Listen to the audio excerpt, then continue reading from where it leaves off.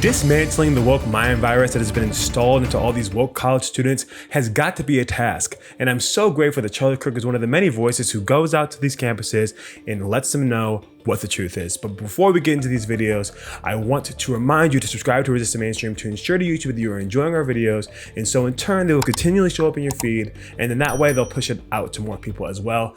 I'm Titus. Let's get into this video. What species in the animal kingdom is the fetus?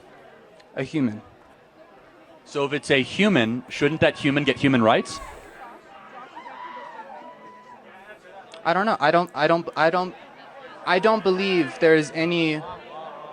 But shouldn't you get human rights even if you can't survive without another? Shouldn't you get human rights even if you're small and that you happen to be in utero at that moment? The answer is yes, you should have rights. But let's hear what he has to say.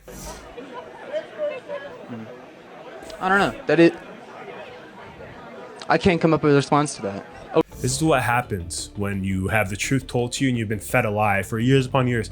He's trying with everything he's in mind to come up with some sort of answer, some sort of response that can negate and discredit everything that he's saying, but he's not doing it in a very contentious way. Like, he is genuinely trying to come up with something, because I think he's mind boggled right now. He's like, wait, I was told that that this was okay, abortion was fine, and that it's not actually life, it's just a clump of cells, and now he's just like, hold on, I didn't think about it like that. Now that you put it that way, it makes a lot more sense. Maybe this is wrong. And this is literally why this kind of conversation is so important, why I'm so grateful to Charlie Kirk and all the people that go to these campuses and talk to these college kids who are in these indoctrination camps that do not want to tell anybody the truth. Okay, that's fine. I want you to think about it. And the point is this. Abortion we have carved out in the Western moral standard where none of our other morals apply. We believe that murder is wrong. We believe that stealing is wrong. We believe that all these things are wrong for grown adult humans, but not for small humans. Size should never determine your moral worth. I'm 6'5". People that are smaller than me, you guys should be able to live. Location does not determine your moral worth. People in Flagstaff don't have more human rights than people in Cincinnati.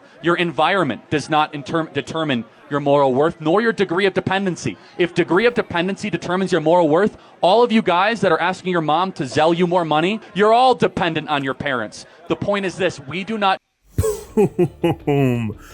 Dang, all you guys that are asking your mom for a Venmo and a Zelle, the right to kill your child is based off dependency, and you are depending on your parents or depending on anyone else for continuing living your lifestyle, living the life that you're trying to live, especially if you're a college student or something, then you are living dependent, and your life should be, according to their logic, according to the left's logic, your life would be allowed to be taken out by your own family. That's extreme, obviously, but that logic, if we're gonna stay consistent, that's what you're saying.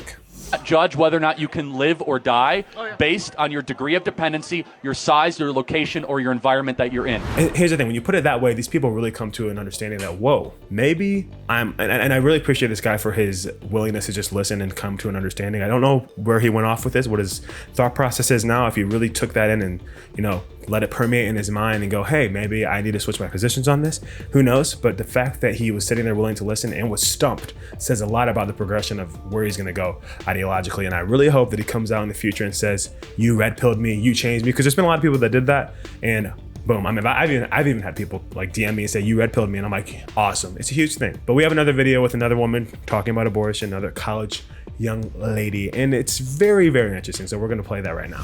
A woman is here, and she says she's pregnant, and what does she say she has in her?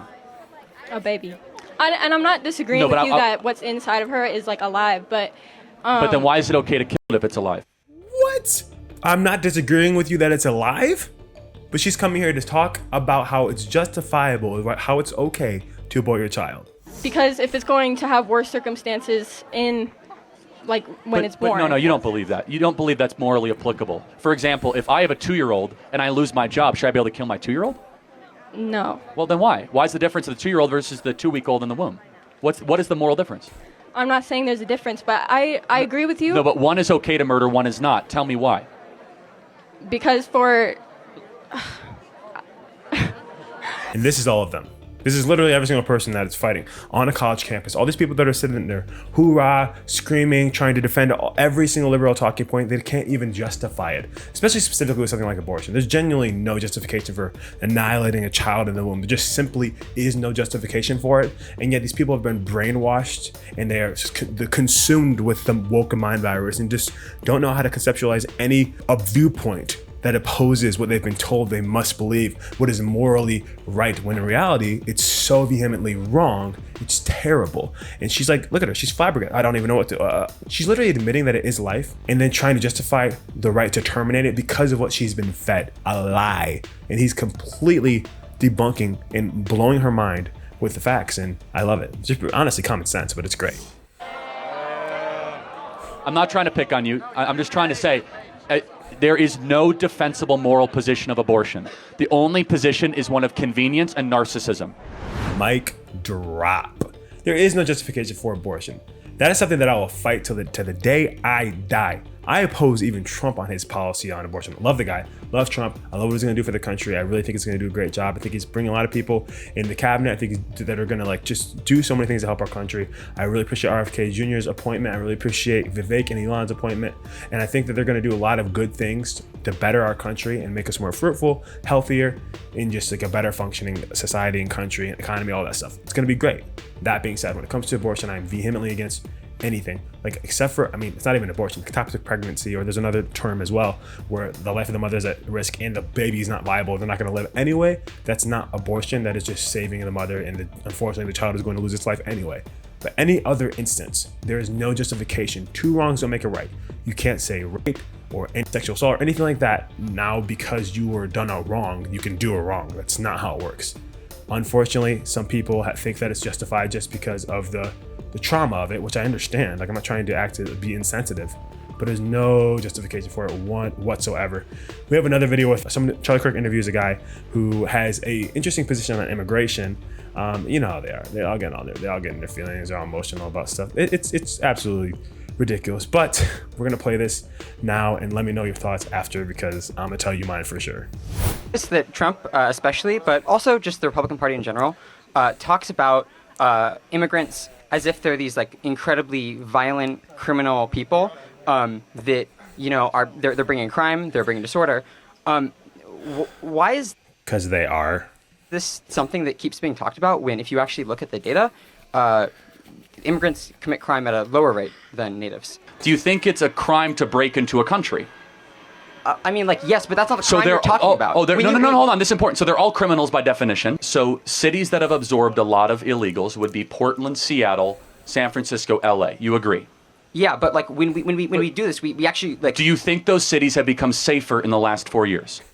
Excuse me, like you, if you want to answer this question, we have economists for this, and economists have looked at this and find that generally when immigrants come into a city, it lowers the crime rate. Again, this is what's so important. I don't trust these experts. So you're just doing napkin math? Like you're just being I can name a couple cities. You know what I do trust? Safer. This is what I trust. Do you guys feel safe in Portland? No! That's who I trust, not the economists. Okay. The wisdom of the population and the voters of this country, not a bunch of economists at Oregon State University that are publishing white papers. Do you guys feel safer or less safe than when you were kids?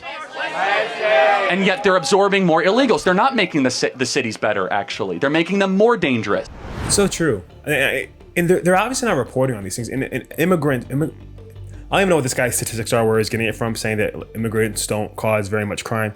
Are they talking about illegal immigrants? Is that about the people that came here illegally? I would believe that every legal immigrant that came into our country probably is not doing a bunch of crime, because why would I come to a country to pursue life, liberty, the pursuit of happiness, to be able to make a name for my family, to be able to become prosperous, being in this prosperous nation, and then start being a criminal all over? Like, why would I exhibit any form of crime if I came here for freedom? That wouldn't make sense. So legal immigration, every statistic probably shows that they're not involved in crime. I agree. I would probably agree with that sentiment. I don't even know if that's what he was saying. When it comes to illegal immigration, like he stated to begin with, they come in to the country illegally. They're immediately a criminal as soon as they cross that border.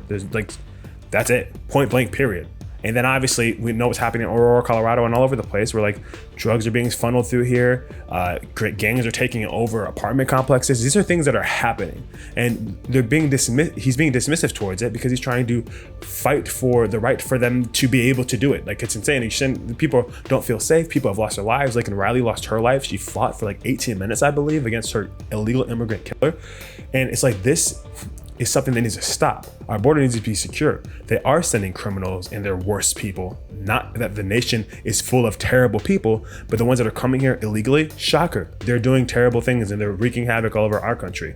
But the justification for illegal immigrants coming here, because some of them are coming for a good life, you can't justify it because of all the terrible things that are happening by these people not coming here through the right port of entry and being vetted and making sure they're actually going to be a net positive to our country, which does matter. You need to bring value to our country if you're going to come here. So anyways, it's interesting to see people fight on behalf of people that don't care about them, that would probably harm them if they were anywhere close to them. So anyway, let me know what your comments are, or comment down below your thoughts. I really want to know what you guys think. I hope you enjoyed the video, and I'll see you on the next one. Peace.